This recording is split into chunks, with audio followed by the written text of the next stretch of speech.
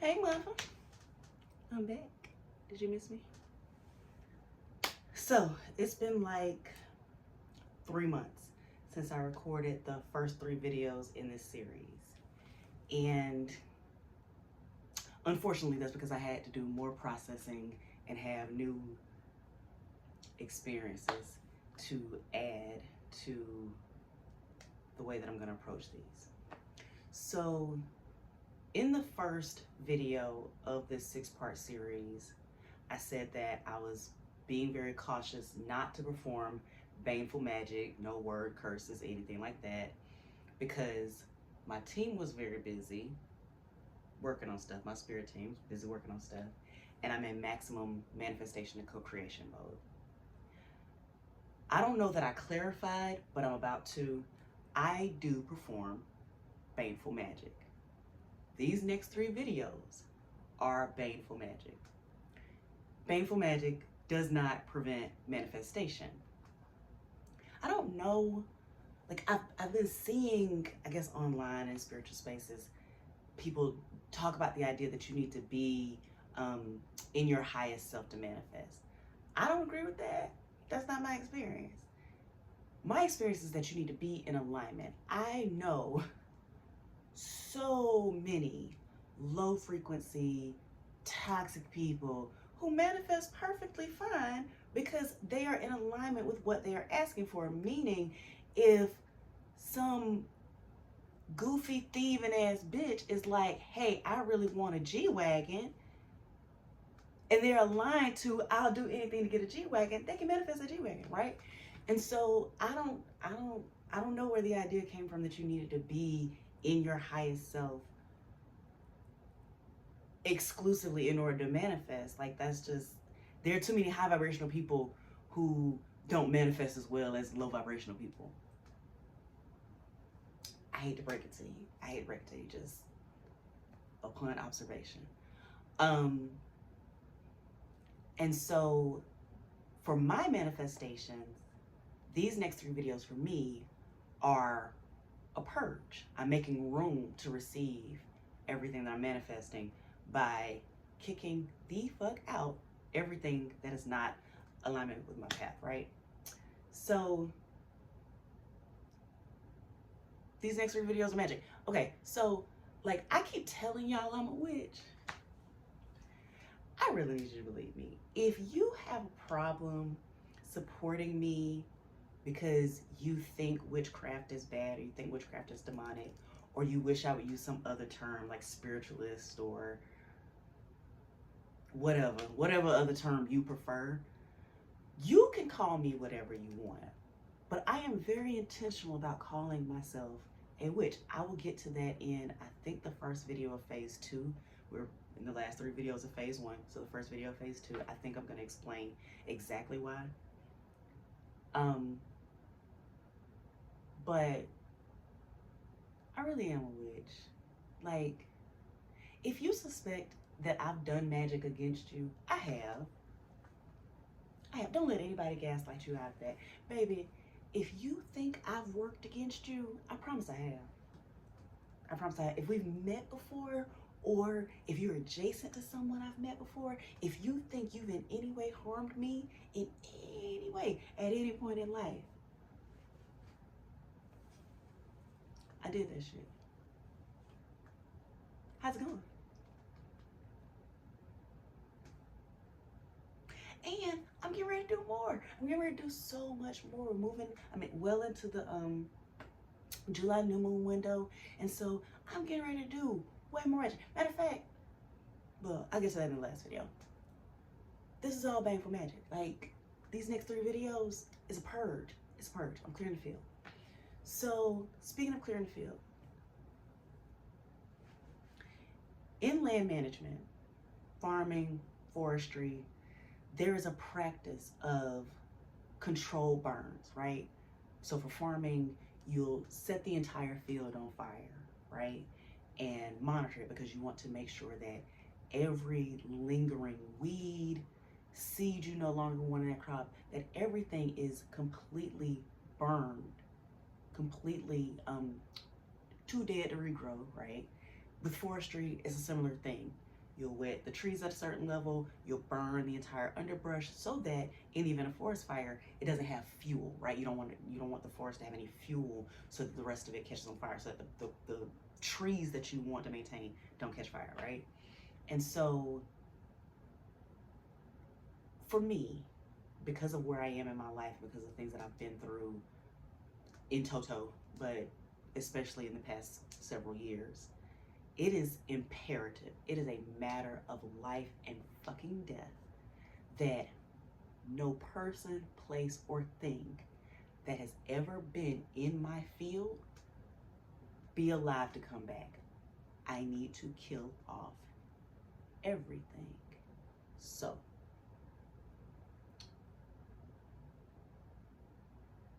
I'm about to burn the fields. I'm about to burn bridges. I'm about to burn fucking boats. Like, hopefully, by the end of this, people will forget I ever existed if they ever met me. And that'll make room for all new everything. So I'm getting ready to drop into my toxic masculine energy. And I'm gonna luxuriate in that hoe. Ooh, ooh, I'm gonna have so much fun. Ooh, wee. Like, I'm about to cut up, I'm about to drag it, I'm about to carry the fuck on. I hope that if I do this right, I go so far that anyone who has not like seen or suspected this side of me questions whether or not they want to continue to support me or just decides not to. Like, it is imperative, it is a matter of life or death for me that nothing in my field going forward is misaligned. So if by the end of this you want to dip out, hey, protect yourself. Protect yourself. I've been telling y'all that. Protect yourself. Protect yourself. Like, please, do what's best for you. But if you're still here by the time I'm done, ooh, you nasty. Ooh, you nasty like me. You might be my people. So I have notes because this is probably gonna be long. Let's start at the beginning, the two beginnings, right? There are two beginnings. I want to begin with how I got to needing to do this purge. And throughout these videos, I'm gonna end up going, into, deep childhood shit, right? So, I am 39. I am past my half birthday. I celebrated my half birthday, so I'm now closer to 40 than 39. And I have no friends, no acquaintances, no associates, no lovers, but that's part two. And that's not the fourth boulder. The fourth boulder is not that I don't have any non-familial connections in my life. The fourth boulder is that without any of those former people in my life, I am the happiest, healthiest, most productive, most peaceful and relaxed, most creative, just most in love with myself, and my love for myself is part of what people have not liked about me, bitches. I'm so deeply in love with myself and my life, and because of that, God told me that I, the person who views themselves as compulsively honest and compulsively authentic, I might be the biggest liar I know. I might be the fakest person I know because I'm living my best life, because 99% of the people that I didn't want in my future are out of it, right? I got like one to go and I'm working on it, right? And so, I need to talk about how all that happened.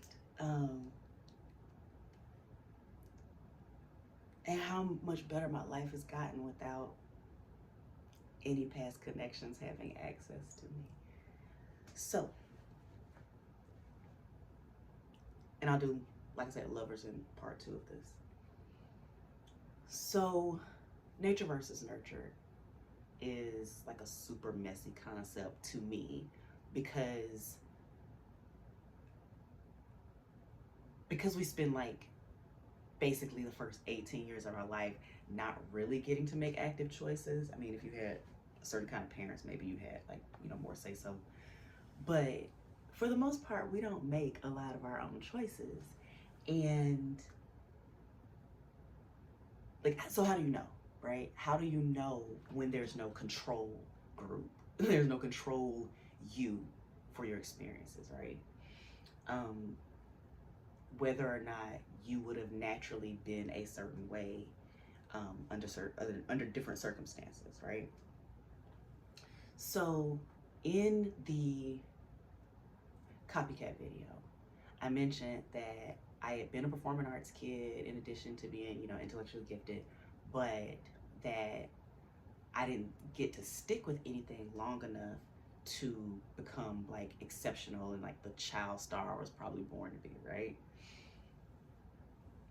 So let's talk about not sticking with things.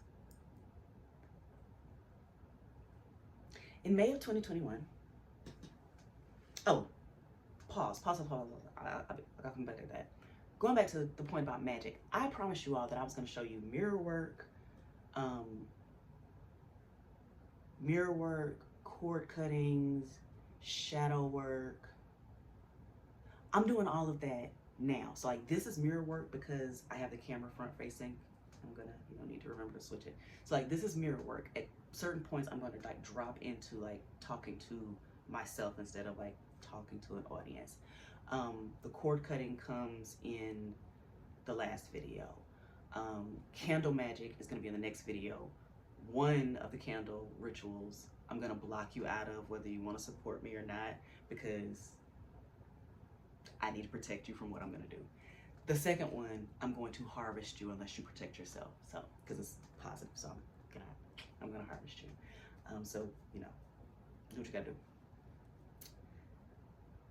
Okay, so I'm showing you stuff. This is all shadow work that I'm doing right now. Camera's front facing, so that's mirror work. So, in May of 2021, I sent myself on a grippy sock vacation. So I checked myself to the hospital. SIE, don't you address me unless it's 4 letters, bitch. I thought you know better. And so I was in the hospital for a week, and it's like one of the best decisions I've ever made in my life because it was like basically like hitting like a hard reset. Like my life had gotten so far from where God and I had been directing my path that, oh, and I was being stalked. More on that later. And so I needed a hard reset in my life.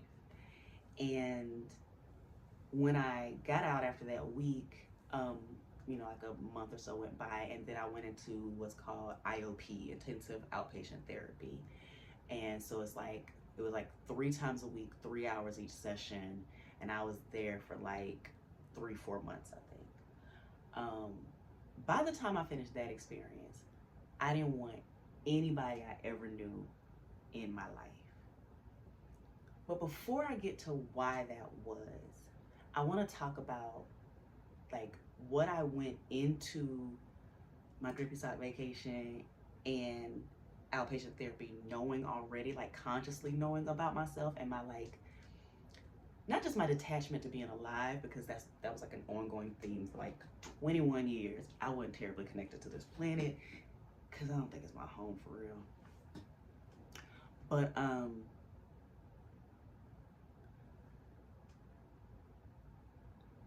I had a sense of why I was like disconnected from being alive, detached from being alive. And I had a general sense of like why I was disconnected from the people in my life. Well, the non-family members, some family members. That's the last video. Sorry, my hair is so thick. I'm apologizing for my thick ass hair. You welcome. My hair is so thick. So I went in knowing that I never developed the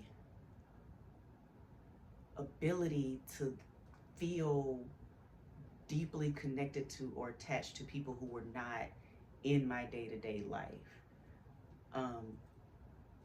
And that's for a few reasons, right? So nature versus nurture, right?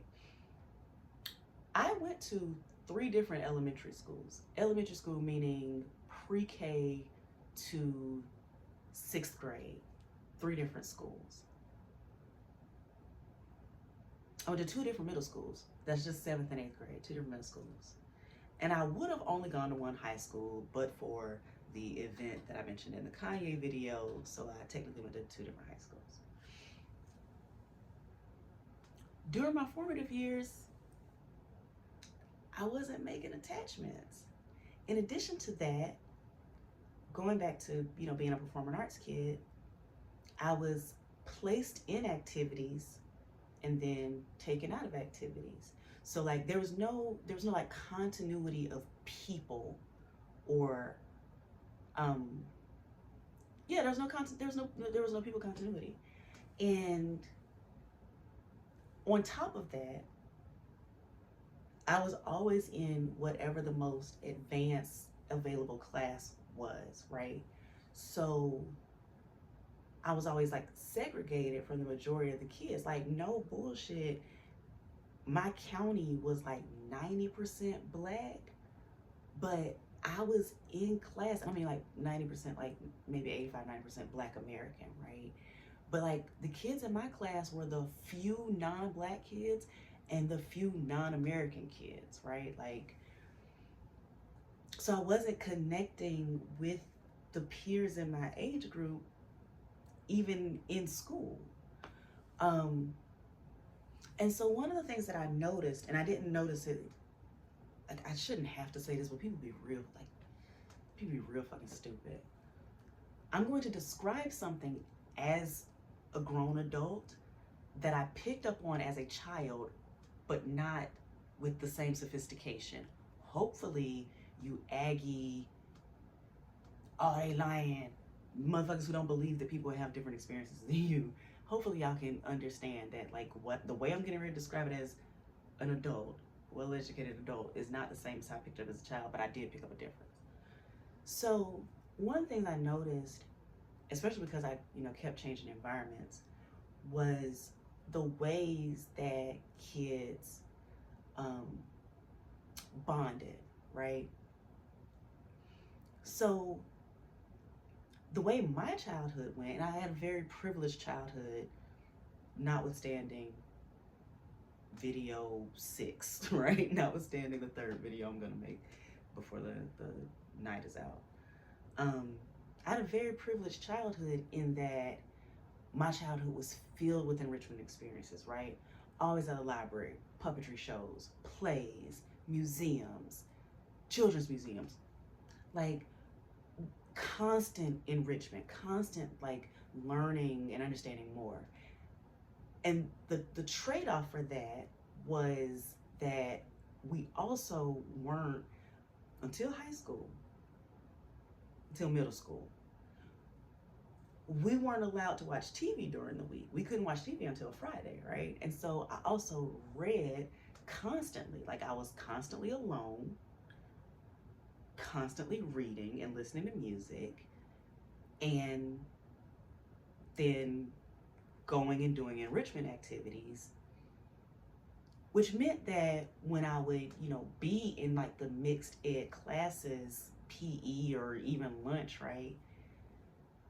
I didn't know a lot of the references that the other kids bonded over. And so what I picked up on, and this is continued through adulthood, so please don't be offended, but what I picked up on is that normies, normal people, bond a lot over repeating shared programming, right? They bond a lot on repeating something. So like if everybody watched the same show, they wouldn't just come in and talk about it. They're constantly repeating things back to each other, phrases back to each other. And so like, as an adult, I understand that like that's building connections between people and within your own brain, right? And so because I couldn't watch TV until the weekends, I maybe, let's say like there was a shared set of 10 references, I maybe knew 2 or 3. But then in addition to that, I had like 15 other references that no one could connect to, right? Like, and so I don't recall feeling lonely. That's still an emotion I don't connect with. Like literally the only time I can think of that I felt lonely, I lived on the exact opposite side of the world for a year. And even then, like I don't know that I've ever felt the sensation of loneliness. I felt the sensation of aloneness. I love being alone. I love my own company. I entertain the shit out of me. And no offense, but I find most people boring and therefore draining for me to have to be around. And so I don't know that I ever felt lonely. Like I had a very rich interior world as a child and, on into adulthood. But I did understand that there was something different about me versus how other people seem to connect and feel attachments, right? And so when it came to like making friends, because I never knew when I was going to be like removed from an environment for whatever reason, I don't know, like it's like there was no way to develop a strong enough connection to then feel sadness at the disconnection. Like it was just kind of like, okay, people come and go, I was here and I'm gone, and that connection is done. And what's so funny about that is I am old enough that MySpace was a thing when I was in high school. Facebook became open to other colleges my freshman year in college. So, like I said, I'm 39. My freshman year in college, Facebook became open to other colleges. And then, a year or so later, everyone. But there's like nothing about me that wanted to like reconnect with people. There was no impulse within me to want to like, first of all, like really think about people from my past, but much less like wonder how they're doing and go look them up. Because I had like my entire formative years of once you leave an environment, you no longer see or talk to that person again.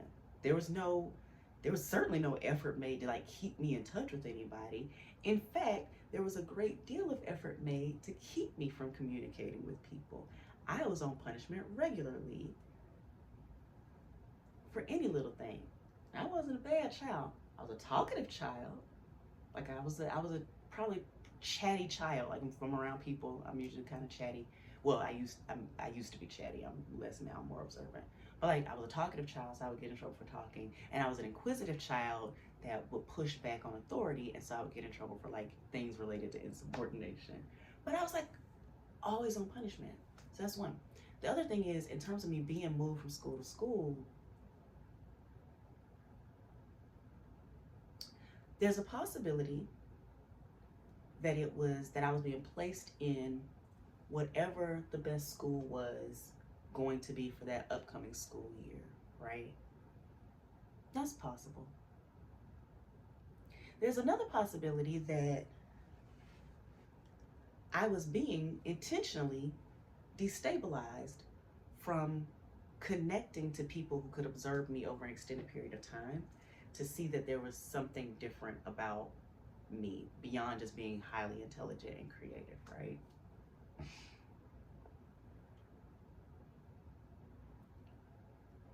And I didn't consider that until recent events in my life, that I was intentionally being destabilized and therefore re-isolated over and over again during the most critical years of, your development. And so I noticed that I knew things that other kids didn't know. I knew we were not in the same classes. And then I noticed that we were having different experiences.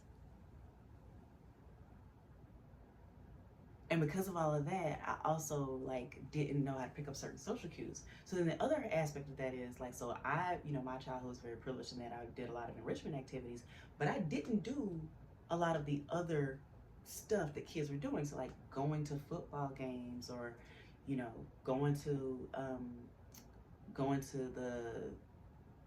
the movies, you know what I'm saying? All of these experiences that kids, even if they had gone to see different movies, they had gone to the movies. They had all gone to the movies so they could talk about what they had seen. And I hadn't. That's not the way that I was raised. And so I don't know. I don't know what kind of person I would be in terms of forming attachments to people if I had been raised differently. I just know that I don't really give a fuck. When you're gone, you're gone. There's literally only one person, one non-family member in my life that can say that not in my life, because video too. But there's only one person that's ever known me, that can say that I found them and reached out first after some, months or however long of disconnection. There's only one person, because I don't care. I wasn't designed to care. And that made me realize that it might be difficult to be my friend, right? Maybe the struggles that I've been having, which I'm going to go into more in the next section, maybe the struggles that I was having blinded me to how difficult it might be for other people to also be my friend, because I never developed the I'm thinking of you, I miss you, where you been script. I'm just not like that. I'm not built like that.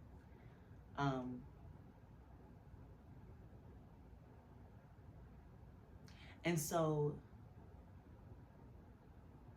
talking that through both in outpatient therapy and then in individualized therapy afterwards, like I said, I came out of that wanting to scrap everybody, because the second part of what I noticed was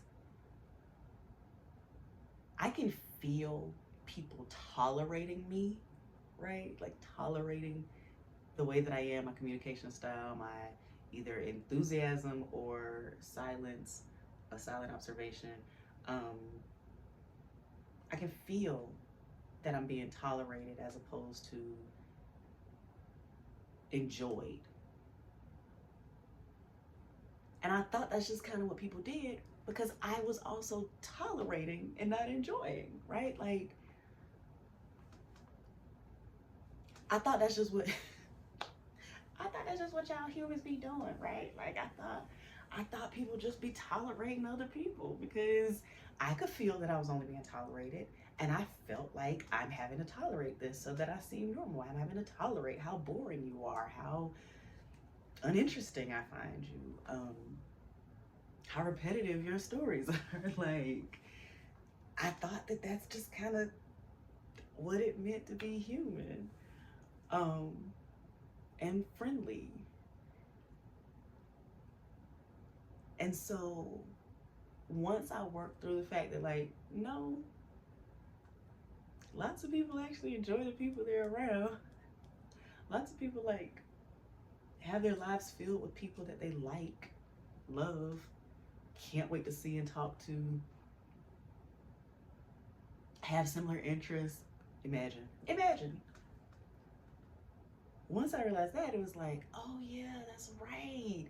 Most of these remaining connections weren't supposed to be in this timeline. Like the connections, the old connections, meaning they weren't established after I went in, on vacation, right? Because there were only 2 of those, right? So there were only 2 connections that were established. The only other connections that I had were connections that were prior to that. They weren't supposed to have been a part of my life before the spiral that led into my Caribbean Sock vacation, right? Like there were some changes I was supposed to have made, which I'll get to in part 2. There were some changes I was supposed to have made, but like long story short, like matter of fact, I can do part of it now. I underwent my first Kundalini awakening in 2011. In part 2, I'll talk about why it didn't anchor, but meaning why I didn't just like stay in that timeline, why like I'm 2011, so 14 years later, finally getting back to that timeline. But had I been able to anchor, right, had circumstances work out where I could have anchored in that timeline, none of the motherfuckers that I met after 2011 would have ever met me. Like I wouldn't have known any of the people that needed to be gotten rid of, and certainly none of the people that I need to do magic against. Wouldn't have known any of them. And so this like overwhelming sense of like being drained and then being gang stalked and harassed, is very much tied to the fact that like y'all hoes were like never supposed to meet a celebrity. Like y'all were supposed to be able to stay in your NPC life without my disruption, and that's my bad. Watch your back for whatever the universe has in store for you, but that's my bad. So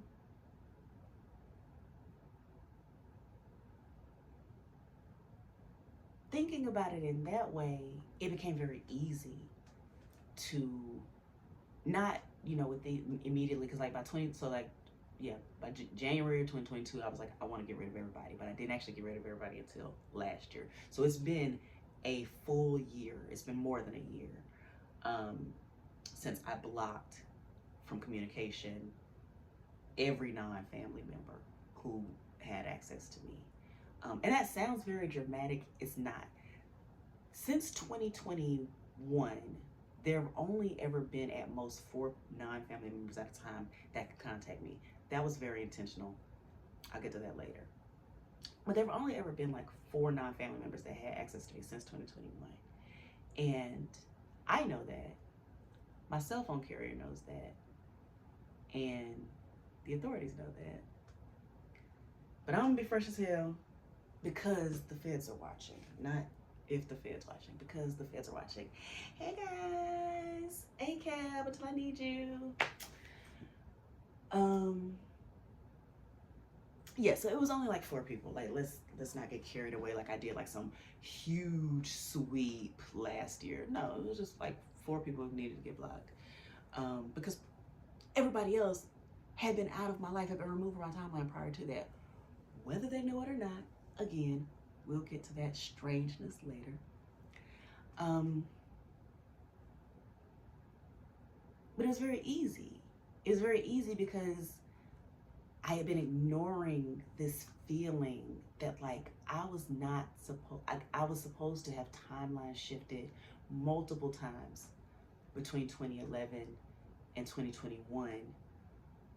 But like in order to save my life, right? In order to survive the next however many years, once I like decided to like stay alive, like once I decided like, okay, so we don't want any more, like no more suicide ideation, right? No more planning our exit strategy to get off this fucking planet. that I think is very pretty, but it's filled with stinky people. No more planning, right? No more plotting our escape from this place. We're gonna, stick. We're gonna stick here and complete the mission, basically, right? And if I'm gonna complete the mission, these motherfuckers gotta go. Like all of them, they gotta go. They gotta go. Like they shouldn't have been here, but it's not their fault. They gotta go. So it was easy, right? It was no conversation, which is another section. But it was easy to do. And the thing that I the thing that I had to work through though was the ease. I had to work through how not bad I felt. Like you ever, you know what it's like when you like feel bad for not feeling bad, like you're judging yourself for not feeling bad. You're like, am I sociopath? Like, am I a bad person? Because I don't feel shit. And so I had to work through those feelings. I had to work through the fact that it was easy and it was a relief. And every month that went by that I wasn't in contact with people who did not mean me any good, or didn't mean me good in the way that I needed them to. Every month that went by, like my shoulders dropped and my back relaxed and my smile got bigger and my hair got longer, my body got finer, my face got finer. Fuck, like my creativity just exploded. It became easier to work. Like there was nobody taking up space and wasting that space, right? Like not just taking up space, but like not being worth the space in my mind. And I had to make myself okay with that. So yeah, I don't know that I would have always been that person. Like if I, was just naturally, because of, ADHD and like the ADHD struggles with object permanence and like, some of the ways that some people on the autism spectrum have struggles with like, connections and stuff. Like I don't know that would have been the case if not for the fact that I was being bounced to different environments throughout my life. And not just different like environments, like just school wise. Like I lived in different places, like entirely different neighborhoods, right?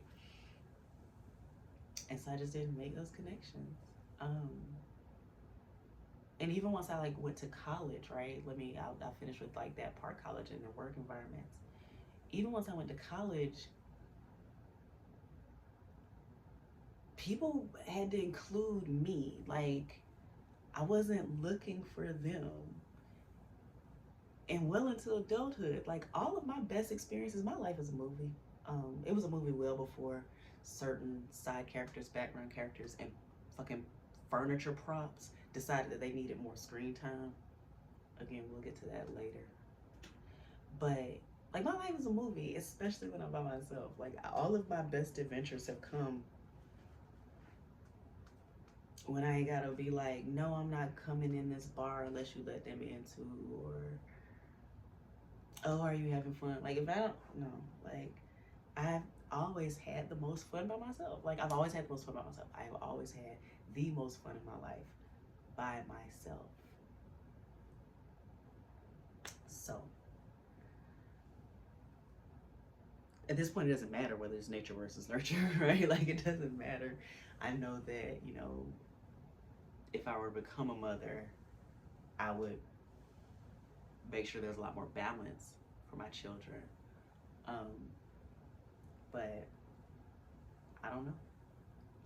I just know that that's what it is. And when I get to the end, the accountability section, I'm gonna go more into like other things that make it difficult to be, possibly difficult, for somebody to be my friend, or make it difficult for me to be a good friend. But I wanted to start with that one to kind of level set on the fakeness, because I've learned the hard way over the years that like people really be thinking I care enough for them to be able to like hurt me. And that's wild. Like, that's fucking wild. That I've shown you such a degree of love beyond what you deserved, or your capacity to receive it, or your capacity to understand it, that you think that I'm desperate for you, the NPC that I'm trying to lovingly study. All right. So let's see what the next section is. Oh, yeah. So, NPCs. Let's talk about the archetypes of friends, associates, acquaintances that I've had, because in realizing that I never really cared, that means I was never a friend, I guess, in the way that other people are. But I also never have had a real friend. I haven't. What I've had instead are reflections of a core wound. So, regardless of how arrogant or cocky this sounds, like, I truly, baby, I promise you, I'm trying to push people away. I promise you I'm trying to push people away.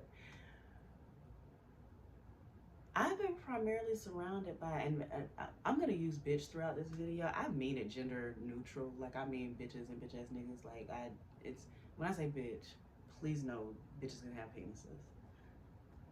But I've been surrounded by bitches who were less than me in some way, who felt like they needed to manage me. So, like, less attractive, less intelligent, less creative, less sophisticated, less kind, less empathetic, who decided that this vast brain that they can't comprehend, they're gonna manage for me. They're gonna step in and manage it for me. Now, again, they're realizing that I might be a fake motherfucker. I would pretend like I gave a fuck what they thought.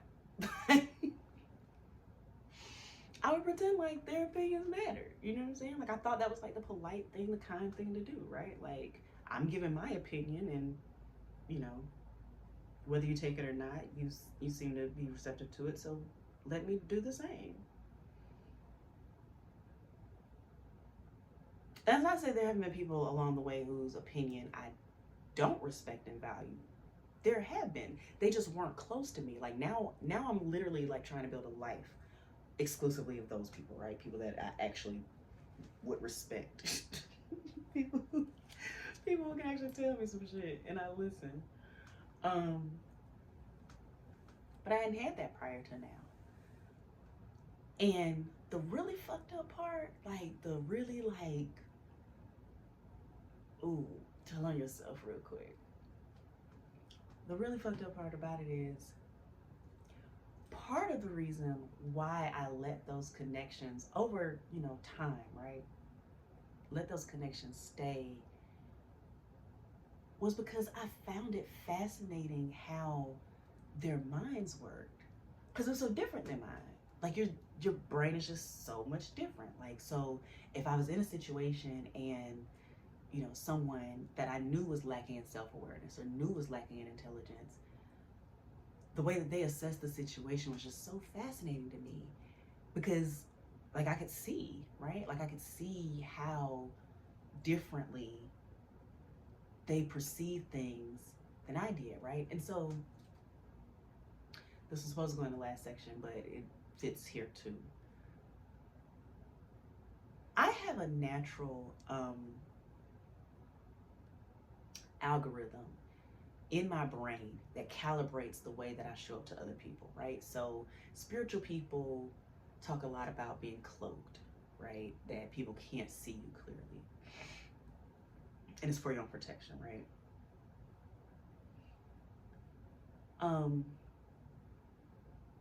And then neurodivergent people talk a lot about masking, right? and essentially cloaking your quirks, your differences, in an attempt to look normal, or at least look more normal enough so that you don't get bullied. So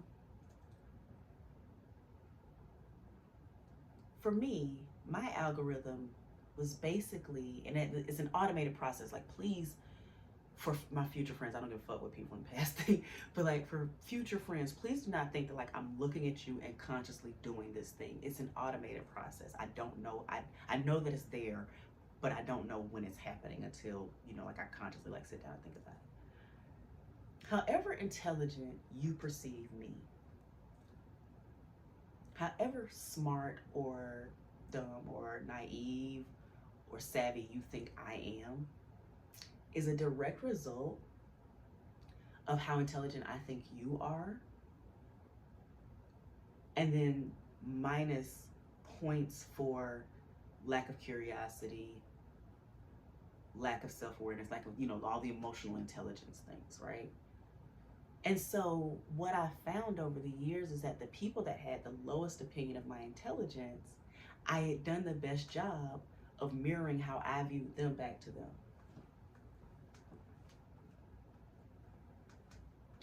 See, like, I decided you were as intelligent as I was at approximately 18, and then I subtracted points because you weren't very clever. You weren't as funny as you thought you were in terms of the way that your mind can make connections, or you weren't empathetic to people, you weren't kind, or you didn't seem to know that you weren't that fucking bright. It's an automated process. And so I found myself around people who kept thinking either we were peers or that they were my superiors. Yikes. Oof.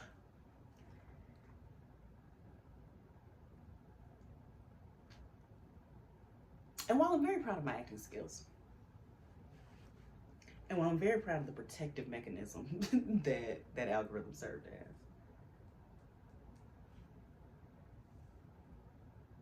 it got some problems.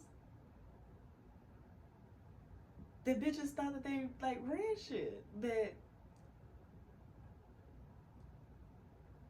people forgot their place, or that they never knew it to begin with.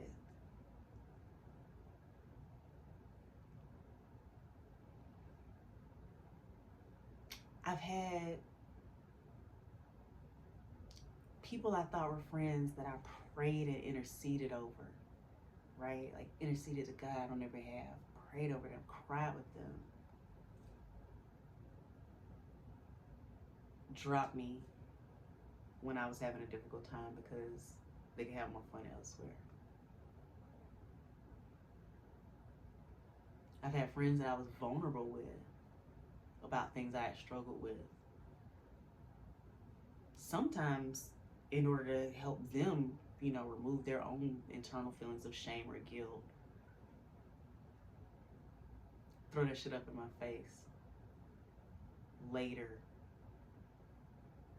because they really were just there to receive what a good friend I was, not return it. I've had bitches where I knew that their little first generation, college educated, NPC life they had managed to build was the best their family had seen thus far, and I was very proud of them, only to find out that they thought they were superior to me.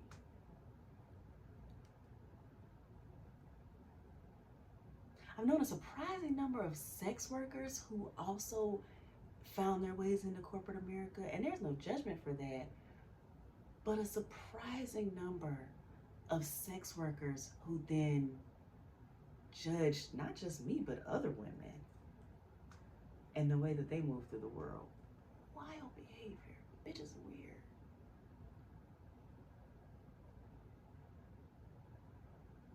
I've known a number of motherfuckers who just aren't solid, like don't stand for shit, blow with the crowd. And again, not just women, lots of men with no fucking backbone.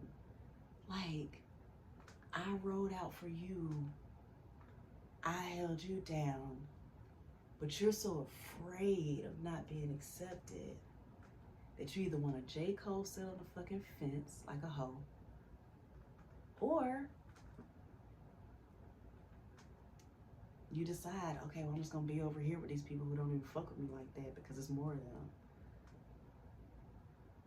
I've known a lot of fucking lames. A lot of fucking losers. A surprising number of crack babies who didn't realize that they were fucking delusional.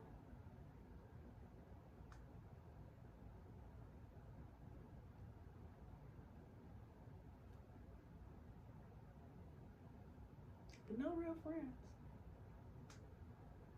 No real friends. And the strangest part, because that's over, my entire adulthood. The strangest part is having come out of the hospital, gone in and come out of the hospital in 2021, and come out of like the most intensive part of my recovery in 2021, to feel that bitches were next to me or trying to get next to me, again, male and female, just to compete with me. Do you know how low you have to be to want to compete with someone who is actively trying to save her own life? Like, you gotta be lower than alligator ass. Like, you gotta be lower than crocodile coochie. Like, you literally gotta be lower than invasive species to the Florida Everglades ball python pussy. You have got to be a fucking swamp rat. What are those called? Nutria. Look up nutria. I think that's a swamp rat. Swamp hamster. You got to be the lowest dog ass, gutter ass bitch to want to compete with somebody who is actively just fighting to stay alive. And if you have fucking kids and you that kind of person, you got to be the dumbest future great grandmother ever, because baby, I fucking promise you, this shit lingers. Being that kind of disgusting, fucking up that bad, being that kind of gutter, that shit lingers.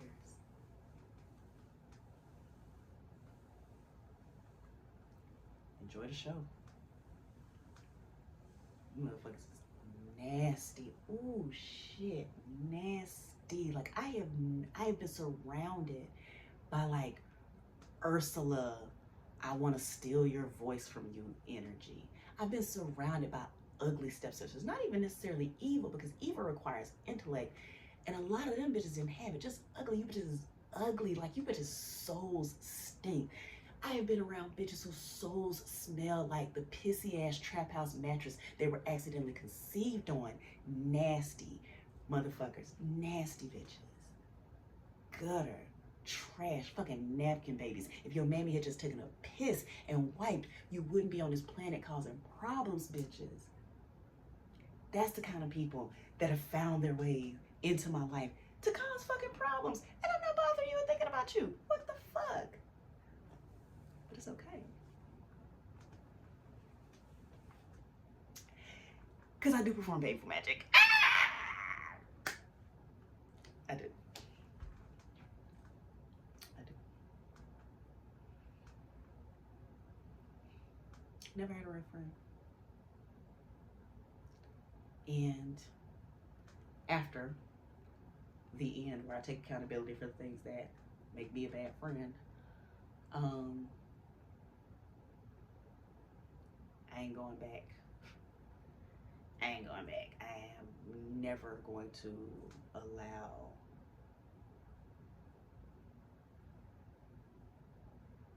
those kinds of creatures, those kinds of swamp creatures near me again. Yeah. All right, we're coming up on an hour. Let's move this shit along.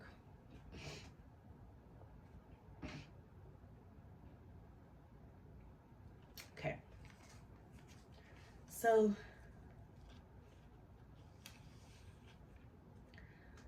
let's talk about why there were only 4 people.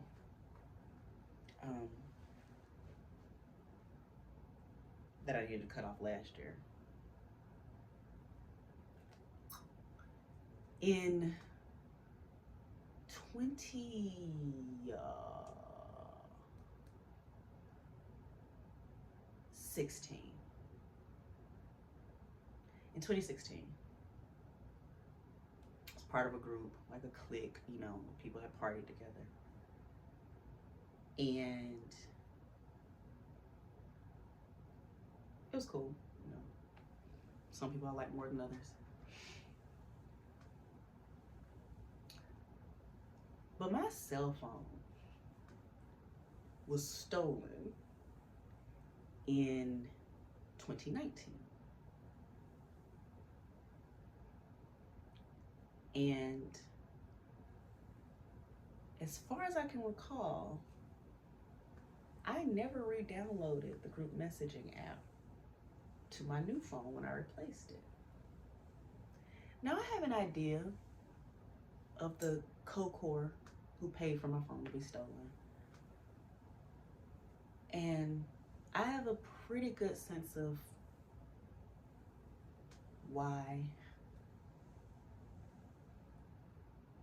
And I know that my carrier and the authorities know that I haven't participated in any group since 2019. That's not to say that people from the group didn't have direct access to me. But if I recall correctly, especially because I started my last corporate job in 2019, and I know that I wasn't participating then, so I'm pretty fucking sure that multiple large groups of people in my prior environment haven't actually heard from me, which means one of two things. Either I turned the town out so fucking bad in 24, 36 months that they continue to want access to my energy through, we'll say last year, maybe this year, or a bunch of deeply stupid motherfuckers might lose their entire Sims lives to defamation lawsuits and maybe even criminal charges because a psychopath was pretending to be me. I don't know. The feds know though.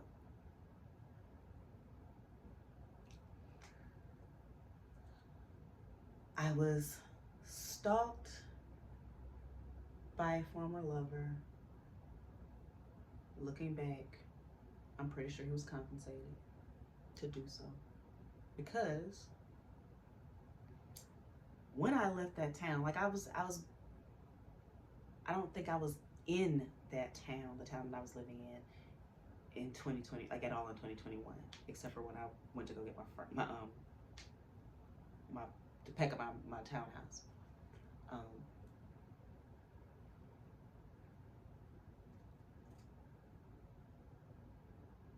So 2020 until when?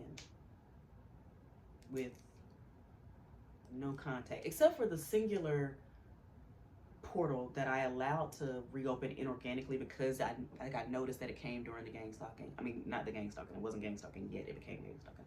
I noticed that that singular portal had forced themselves back open, but because they were the most transparent, least intelligent, least self-aware, easiest to read portal, I allowed it because, you know, I forgive you for being a, you know, loser before, but also I need to see something.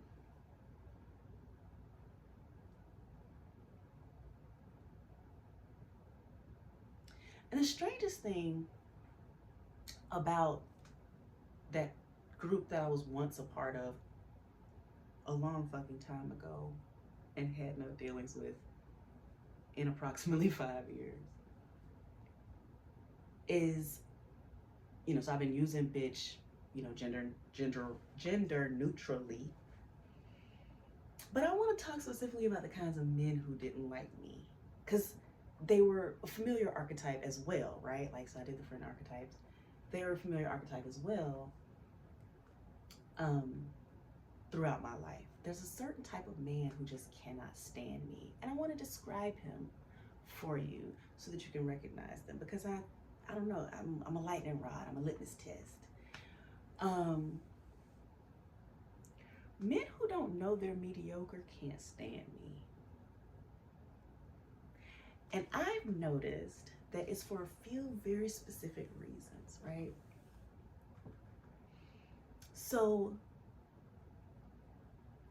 truly dominant men, right? Like, truly, like, men who can hold their center, hold their square, believe in protecting and defending women, have skills outside of like whatever they do for work, like they can do like tradesy kind of stuff, right? Like men who like feel traditional but also don't maintain traditional gender roles, right? Like men, real fucking men, real alphas, real fucking men, God's kings, right? Real men tend to adore me because I'm adorable, right? Like they tend to think I'm delightful because they are secure. Podcast niggas, Drake fans, can't fucking stand me. And I find that delightful. I think that's wonderful. I think you shouldn't. I think you see me very clearly because I see you very clearly. So let's talk about it.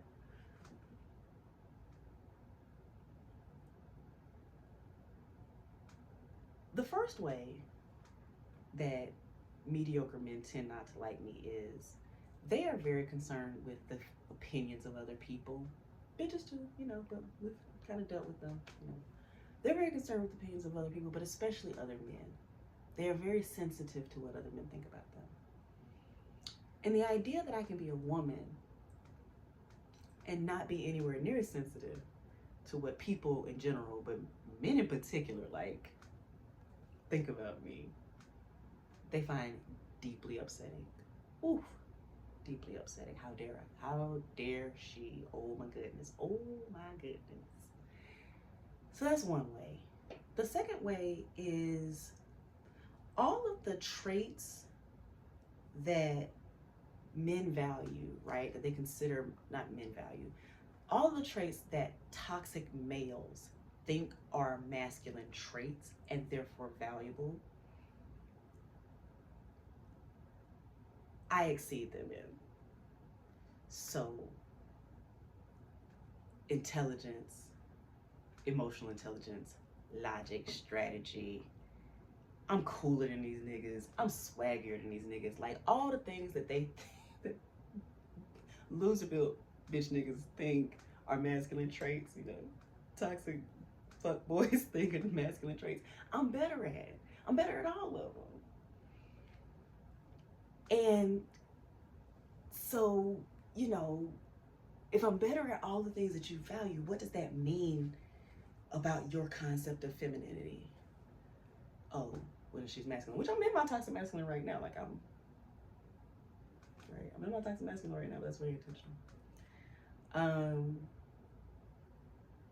But like their little brains just explode. And so when you take the fact that the kinds of men that make them straighten their posture love me, and then the fact that the things that they admire and wish they were more of, I'm better at. And then the third thing is if I do my fingers like this, or like this, or like this, or like this, they don't know what that means. And worse, the bitches they fuck don't know what that means. So the third reason why they don't like me is because this pretty mouth, and if I pop these tips off, these 3 fingers can do more for most women than these little mediocre fuck boys ever could. And that makes them very emotional, and they get together and they talk. Oh, the babies.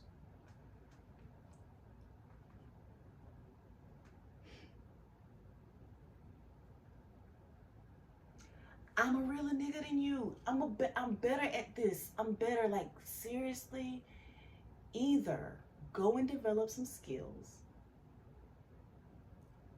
or ignore women, goddesses like me altogether, pretend that we don't exist, and stick to the pick me rivers and lakes you're used to. Because standing near me or even mentally comparing yourself to me is going to hurt you. Stop doing that. You've done so much, you mediocre little meat suit. Stop it. You're hurting yourself. Cut it out. It's been in every work environment. It's been in social settings. In the next video, I'll get into how it showed up in my dating life. Like, you don't ever have to admit that there are some women that are cooler than you, that are just better than you at most things. But what you might want to do is stop drawing attention to the bitches that are.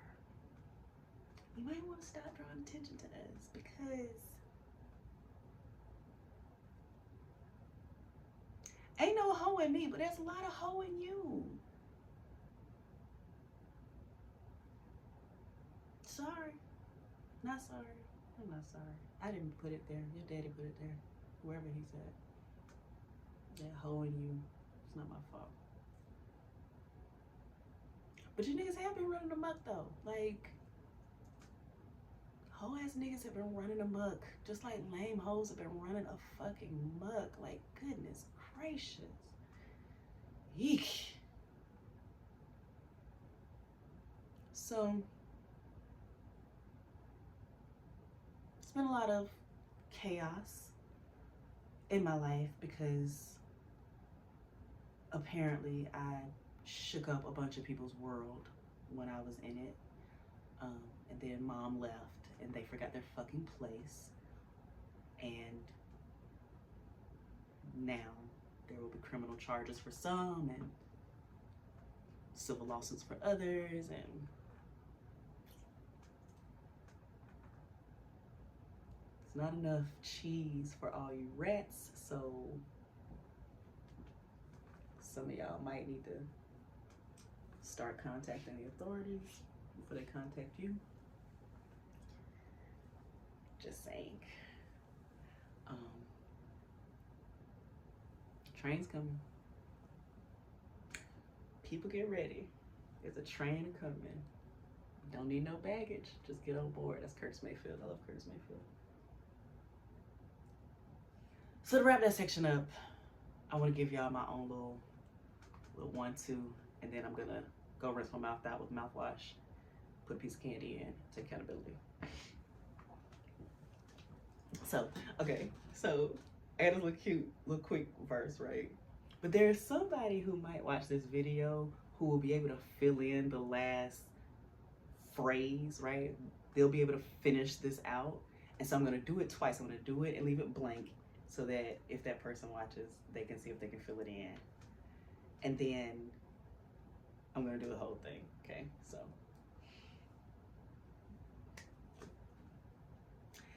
I can't wait to have a son. I think I'll name him Rico. And when he finally drops, I'm gonna wade through Via Clico. I wonder how many people will show up at his party. All I know is when them boys hit the door, they're never tardy. Stealing candy from the baby, running up in cribs. By the time I'm done eating, y'all hoes gonna need some bills. Ain't no motherfucking doubt. I'm the baddest in the South out. Just watch what happens next.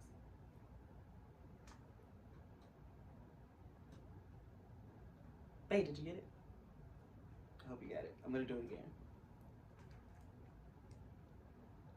I can't wait to have a son. I think I'll name him Rico. And when he finally drops, I'm gonna wade through Via Clico. I wonder how many people will show up at his party. All I know is when the boys hit the door, they never tardy. Stealing candy from the baby, running up in cribs. By the time I'm done eating, y'all hoes gonna need some cribs. Ain't no motherfucking doubt. I'm the baddest in the South out. Just watch what happens next. I'm gonna tear their fucking mouth out. All right, I'll be right back in a second. Hold on.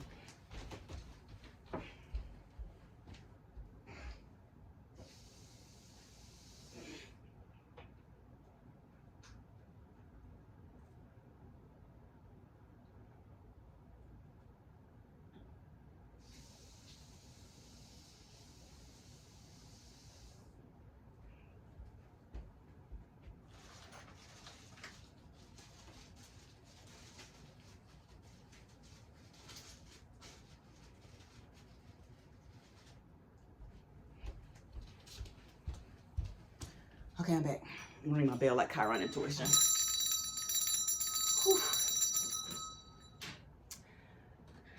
The nastiness is out of the way. Let me take accountability. This is Mambo. I don't know which flavor. Mamba. Maybe. Okay.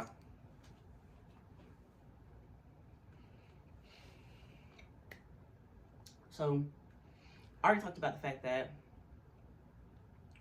my general sense of detachment makes it difficult for me to be a good friend. Let's talk about me cutting people off without saying anything and where that came from. I'm sure it's annoying to some people. What's it called? Misphonia? Misphonia? I don't know. So, I used to be a person who thought that ghosting was the worst thing. Like, have a conversation, you need to talk, you running from confrontation, woo woo woo. And oftentimes, that exchange or that desire to force communication came in, you know, romantic settings, right? Sometimes it came in platonic settings, but a lot of times it would come in romantic settings. And when people would push back against it, they would say things like, ain't nothing to talk about, or you just want to get the last word, or you want to twist my words, right? And I always I ain't like that. I always rejected that because I always wanted to believe of myself that I was approaching conversations in good faith, that, you know, I was genuinely trying to have a conversation. But I've noticed over the years, particularly in the platonic versions of that it really was one or the other of us just wants to get the last word. One or the other of us just wants the opportunity to be able to say whatever nasty, fucked up shit to the other one and then be able to tell people we said it, right? Like, so like when you ghost, when you block and don't have the conversation, you now taking that moment, you taking that thunder, right? And I've noticed that, you know, online at least, a lot of the kinds of people that talk a lot about, you know, ghosting or not having conversations to end friendships, the ones that take that the hardest are those kinds of rah, I want to be able to in your face or at you people. Like, they are people who get off on knowing that they said all the things, right, to you. And so, you know, they don't want that moment taken. But the most important thing about ghosting and having, you know, been on both sides of it, having done it and received it, is it has way more information in it than most ending conversations have. Because ghosting says, I don't value you.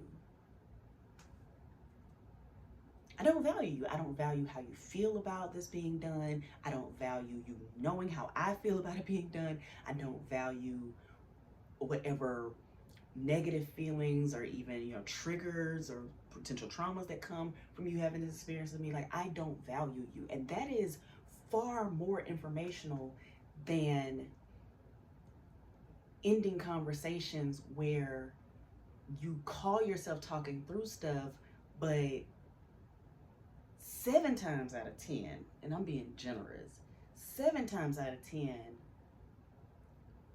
both parties are not equally good at communicating or equally prepared for the conversation or equally understanding of what the issues are.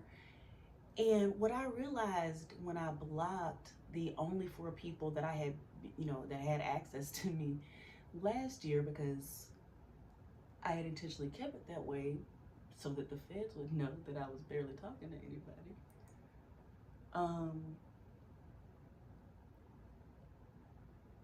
What I realized was all of the issues that I was having, that the things that made me want to end those relationships were things that had been previous problems that had been articulated, and they had not changed, meaning the problems themselves had not really changed. They had just they'd evolved, but they hadn't gone away. And me desiring to communicate about them further represented attempting to change something that was clearly fundamental to the person, to the other person, right? Except for one situation, which was like, you came into my life at a weird time and you're trying too hard to be close, and I'm paranoid, so you just gotta go. And there ain't shit to talk about because we've only had like 3 or 4 conversations in life, right?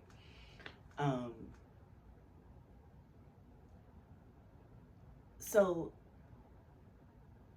it just wasn't worth it. Like, it literally was, if I had let these connections stay dead when they had ended them and not allowed them back when they wanted to come back, I wouldn't even be ending them right now. You know what I'm saying? Like, those connections fell apart for whatever reason they fell apart. And I was satisfied. Like, I was happy with that. Like, not happy, like I tried initially, like an initial, like, couple of weeks window. But beyond that, my life improved. Like, shit got better without them. And then they came back as stuff was getting worse and, not actually necessarily helping to improve things. And in some cases, actively working against me. Sorry, bitch. But, like, we shouldn't know each other right now, right? Like, we shouldn't even know each other right now. And so that's my reality of ghosting without saying anything, and that's leaving aside like the unnatural other stuff that was going on around it, because there was a bunch of inorganic stuff happening with that. But for me personally, like, even without that, it was like, I'm in a vulnerable position and you are not safe for me to know, so now I don't. So that is a thing, right, that I have to be mindful of but like as I'm, getting to know other people in platonic way, and even in romantic ways, right? Like, I have to be mindful of the fact that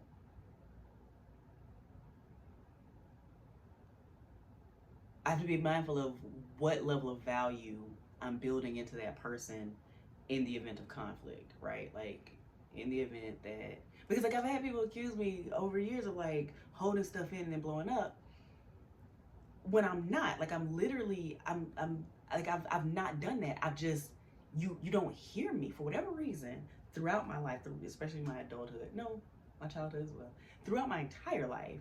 When I say no, thank you, when I say I don't like something, whatever I express displeasure in gets ignored until I cut the motherfuck up. I don't know why. I mean, I do know why, for spiritual reasons, but we're not getting into that. But like, I express myself and people violate anyway.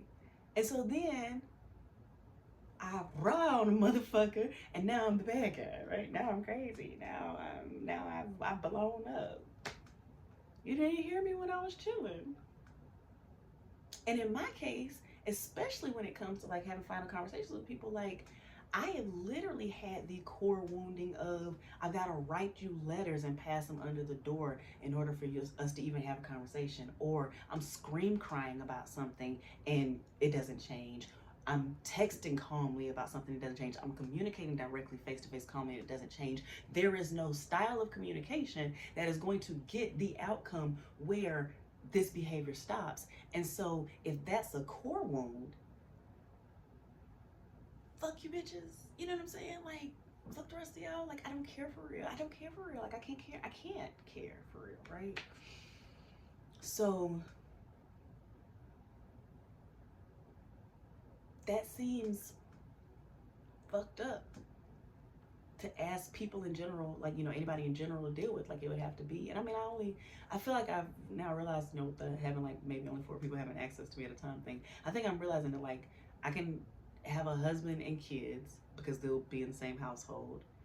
And then maybe I have like room for like 2 friends and 2 associates. Like, I can maybe keep track of, like, in like I really care about you kind of way outside of my household. I can maybe keep track of like 4 people, maybe, which is crazy, which is really crazy because I have like a list. Like, I have like a whole list of people out. Like, I was like, I could be friends with them. They seem cool. They seem interesting. They seem like they'd be interesting even outside of the environment I'm, you know, seeing them in. Like, I would like to know what's going on there. Like I have a very long list. It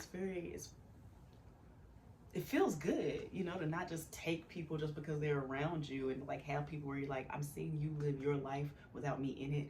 And I'm like, I would love to be friends with you. That's a big deal for me as somebody who didn't join social media and actually really start posting publicly until January of this year. So yeah, I think that would be difficult for people though.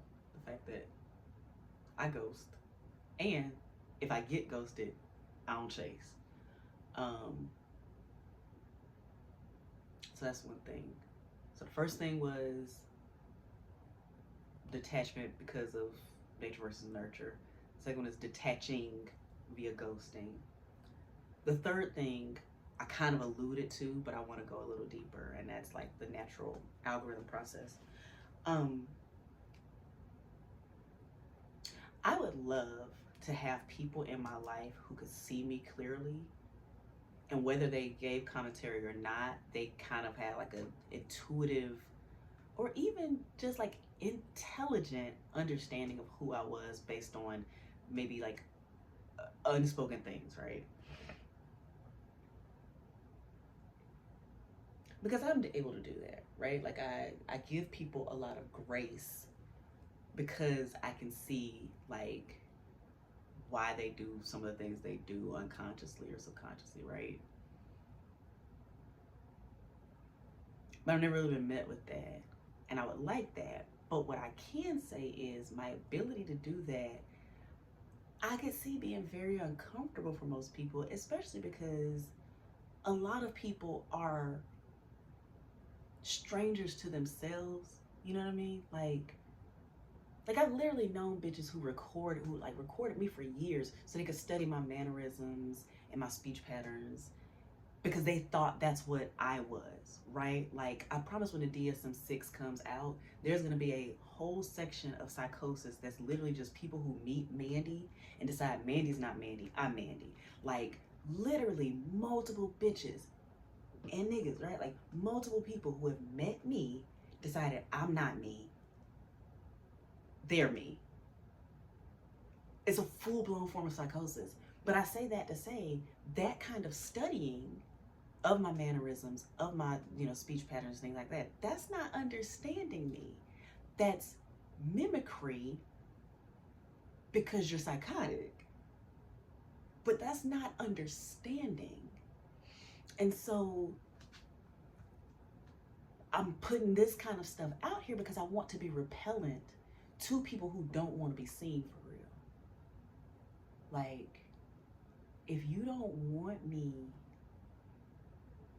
to see clearly why you might tweak out in certain ways, or even just like why you have certain non-tweaky responses to things, if you don't want someone in your life that sees that stuff clearly, or you don't know if you do because you don't know that you have a clear understanding of yourself and your own behaviors, I can see it being like unpleasant, even not just like complicated, just downright unpleasant to be friends with me. And I don't want you to go through that. And honestly, I don't want to go through that. So stay away. What's another thing? I think there's like one more like kind of conclusion thing that makes it difficult to be friends with me. I'm kind of detached. I will detach via ghosting depending on your value to me. I see too clearly. So piggybacking off the scene too clearly. When God and I were talking through all of this stuff, we had the conversation that my whole life I thought that I was being like non-judgmental, right? Like I receive people as they come. I take them as they come. I'm not judging you. I see you. I fucking see you. You're a terrible actress, bitch. I fucking saw you. Fuck. I see you.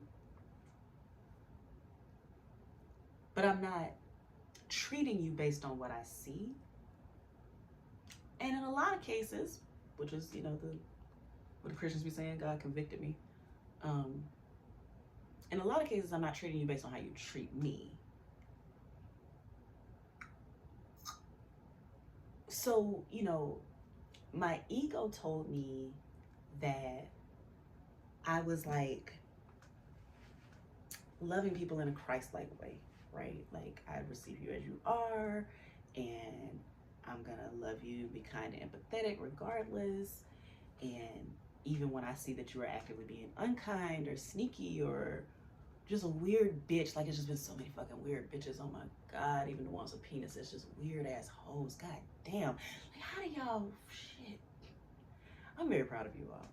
If I woke up as weird as some of you hoes every day, I'd have been gone. Like, oh shit, y'all bitches strong as fuck. Cause I couldn't look in the mirror and be y'all every day. Like, you bitches is weird as fuck. God damn. Brain's just mostly empty other than reality TV weirdness and your own weirdness. Fuck.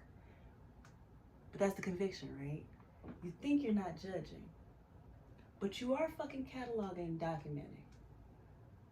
You're not speaking. You are discerning. You are judging. I am doing those things. Do you hear me? We're doing those things. We are doing those things. We're judging. We're fucking judging. We're judging. I'm not as non-judgmental as I thought I was. I'm not even necessarily as kind as I thought I was, because a lot of stuff that like has happened with people, again, part of the reason why there was no need to have a conversation is because it was like, I already expected this of you. This is the kind of person I cataloged you to be. I just kept you in my life regardless because I wanted to see how far you would go, or because you hadn't crossed, you know, the line of what I knew you were capable of yet. And the moment you do, you're gone, right? But there's no need to have a conversation about it because people like you, people like them would tweak, right? Like, they would tweak their behavior, not tweak out, but like tweak their behavior, right? They would change their behavior. They would try to be sneakier for whatever capacity their Swiss cheese brains could think of. And so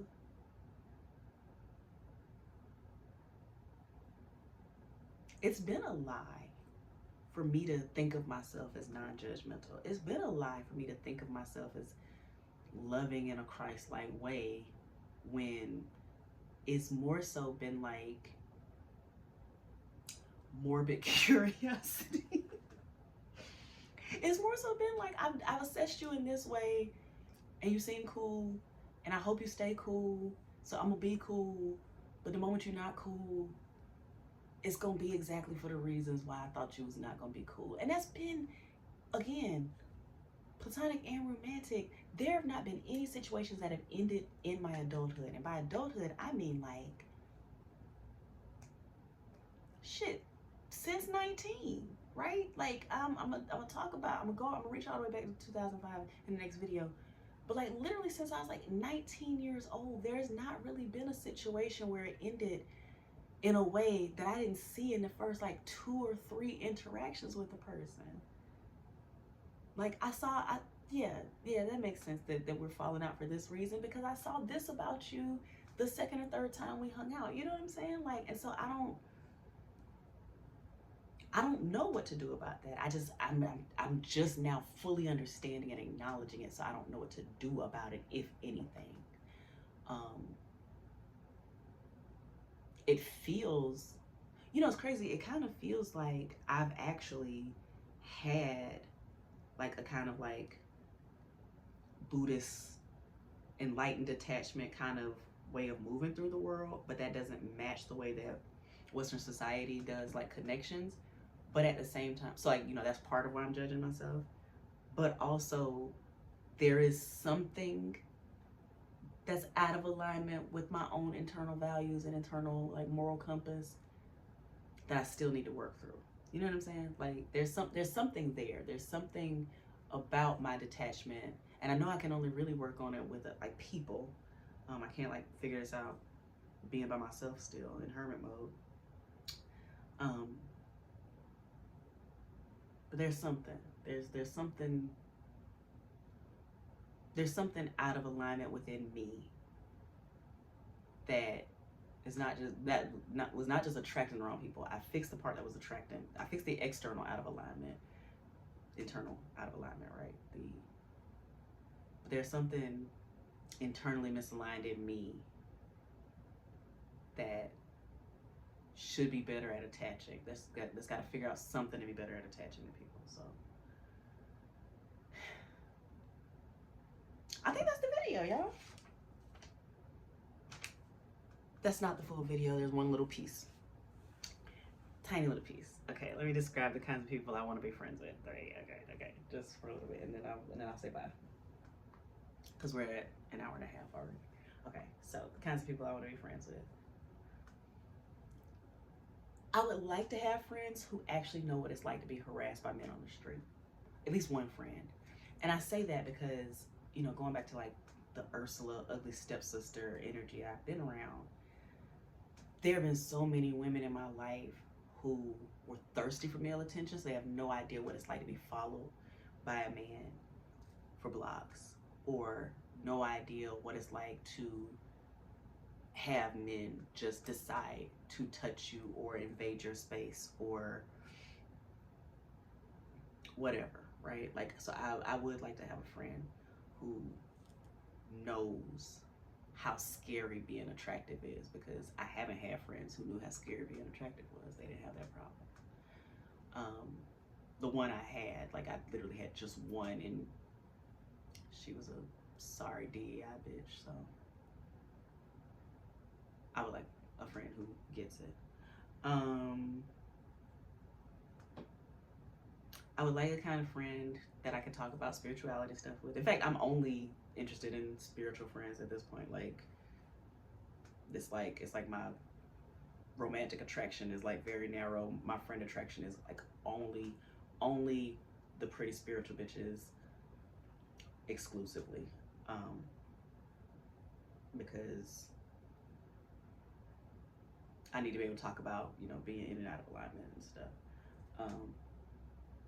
I need to be able to describe my experiences without any weird feeling of jealousy. Like, no, like, I wish that was me too. Like, no, like, I need friends who actually know what it's like when the field is playing, when the universe is playing, and when you're playing in God's face.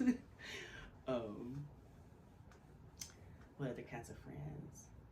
I want a friend who has like a big appetite, like, and palate, right, for like art and life and food and travel. Like, I would like a friend who is just like greedy like I am, like just sensual with everything like I am. Like, I want a friend who actually notices how soft a breeze is. You know what I'm saying? Like, I need a bitch who gets it. I'm saying all of this.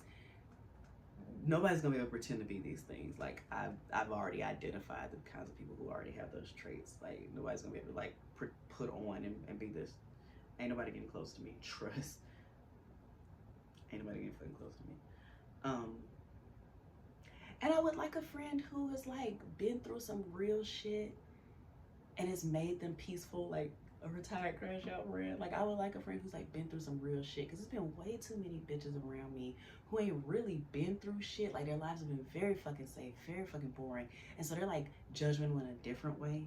Like, they're judgmental of the fact that like life experiences can often cause both trauma and wisdom. So they want to fake the wisdom, but they ain't got no fucking experience to back it up. I hate bitches like that. Goddamn, no more, no more of those.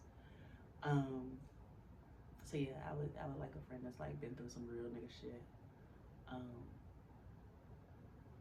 Especially males. Like, I would like a male friend who's like been through real nigga shit. What's funny is, for as much shit as I talk,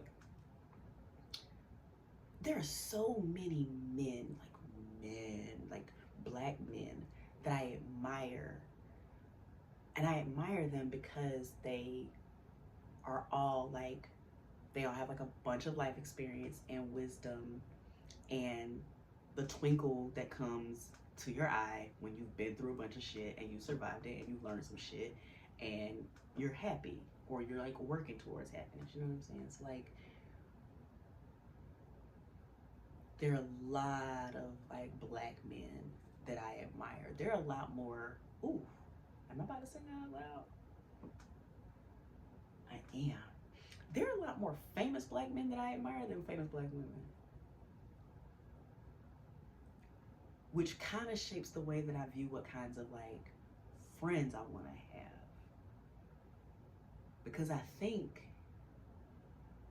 yeah, it's already it shaped the kind of partner I want, but I think it shapes the kind of friend I want to have, because I don't want to waste mental space on women who I don't find as stimulating as black men that I'm not, you know, attracted to, but like really like rooting for, motivated by, inspired by. So that's my pick me qualifications. I'm not joining any groups going forward unless it's SAG, the Recording Academy, my future husband's family, and my future kids' PTA.